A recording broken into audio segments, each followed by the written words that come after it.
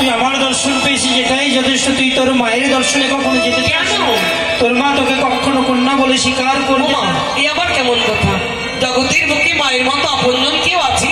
দেখবি মাতৃয়ালয় গিয়ে যখন আমি বদন ধরে মা মা বলে ডাকবো, মা আমার সন্তানকে নিয়ে আমায় বক্ষে জড়িয়ে নিয়ে আমার এই বদন কমলি কতটা চুম্বন করবি।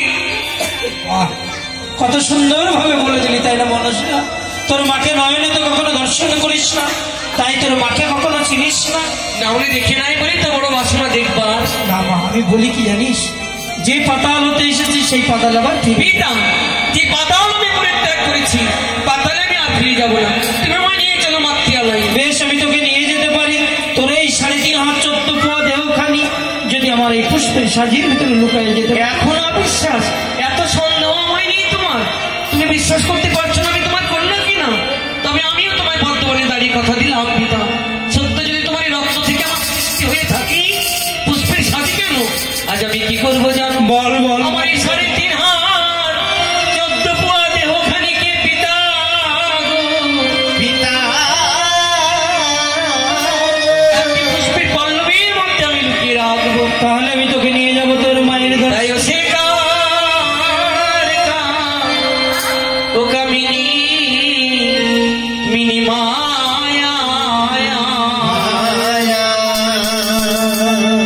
মায়া আমার পদ্মবনে নাচে। ও সে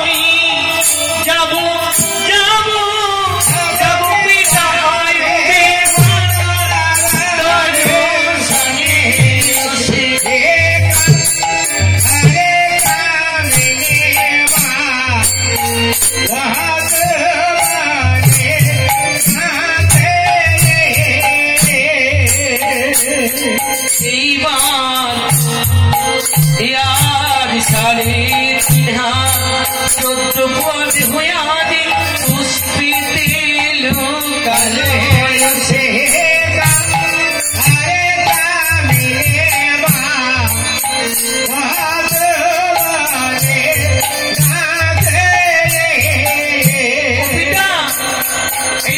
পুষ্পের মধ্যে লুকিয়ে পড়েছি। কোথায় তুই মা মনসা? তোকে তো আমি নয়নে দর্শন পাচ্ছি না। দেখতে কেমন করে পাবি? আবার আমায় বেরিয়ে আসতে হবে।